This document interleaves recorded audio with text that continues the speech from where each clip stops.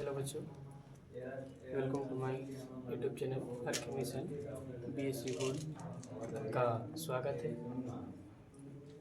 जो भी बच्चा इंग्लिश का सब्जेक्ट में use of this and that का जो प्रयोग करना है, यूज मतलब होता है प्रयोग, दिस का मतलब होता है यह और दैट का मतलब होता है वो।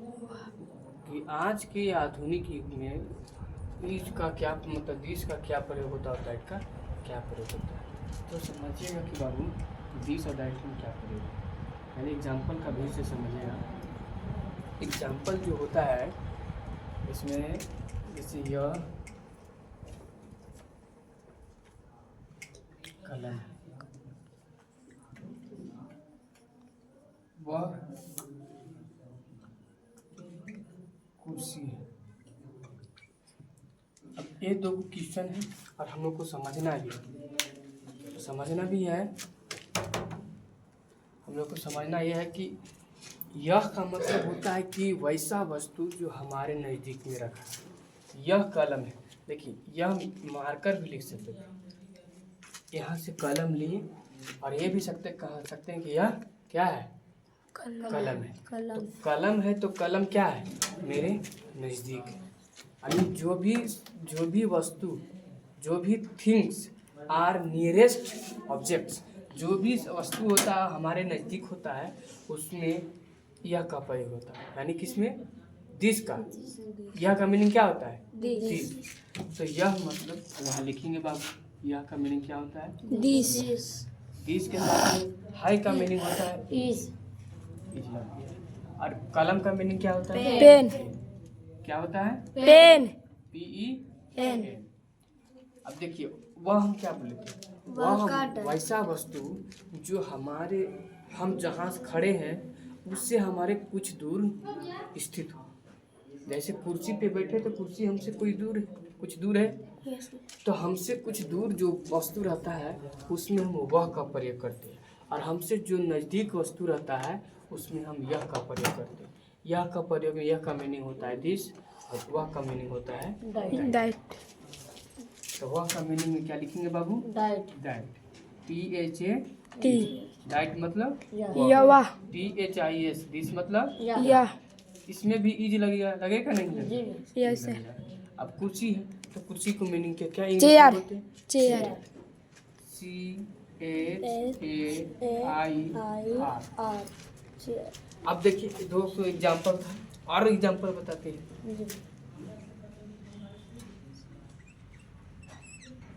यह घड़ी है, घोड़ा नहीं है। वह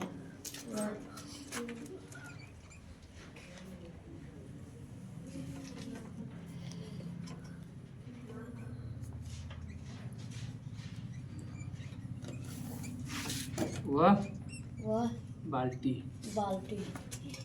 देखिए यह घड़ी देखिए हम पहने हुए, तो घड़ी हमसे क्या है, नज़दीक, हमारे शरीर के अंदर के ही भाग, शरीर के भाग, बाहरी भाग।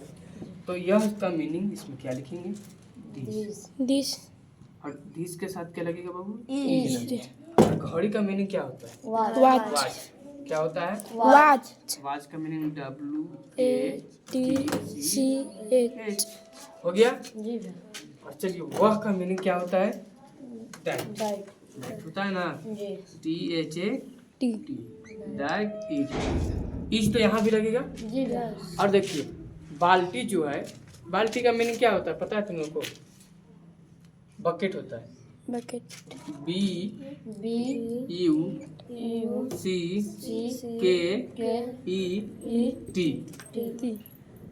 तो use of this and that का प्रयोग इतना ही हमको समझना है कि यूज का प्रयोग कहाँ होता है, दिस का प्रयोग कहाँ होता है।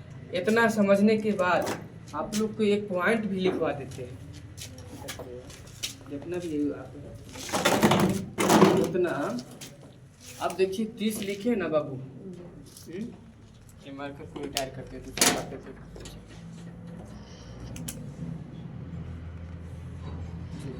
ये हो गया 20 का प्रयोग में कुछ लिखिएगा, दिस का प्रयोग। अब लिखिएगा वैसा वस्तु वस्तु जो हमसे नजदीक हो,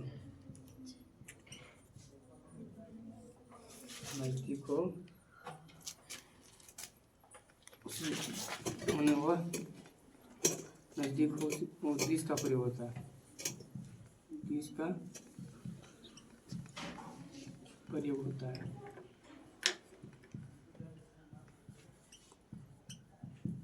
एग्जाम्पल में समझिएगा, यह सोना है, गला में पहने हुए सोना है। यह क्या है? सोना। यह का मीनिंग तो दिस होता है, दिस इज सोना की मीनिंग गोल्डन गोल्डन नहीं, गोल्ड, गोल्ड GOLD। अब ये तो समझ गए एक एग्जाम्पल में। ये तो आपका पहला था।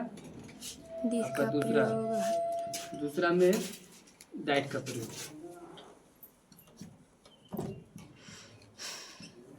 डाइट का प्रयोग यानी इसमें लिखिएगा कि वैसा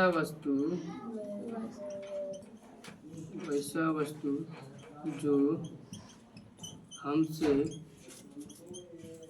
दूर हो, हमसे क्या हो? दूर हो। दूर हो तो डाइट का प्रयोग करेंगे।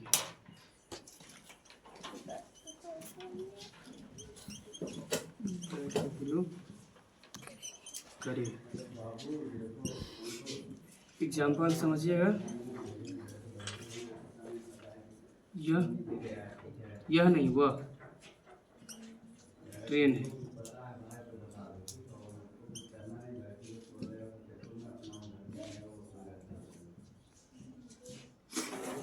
वह का देखिए, वह का मीनिंग बाबू डाइट, डाइट THA डाइट है, डाइट के साथ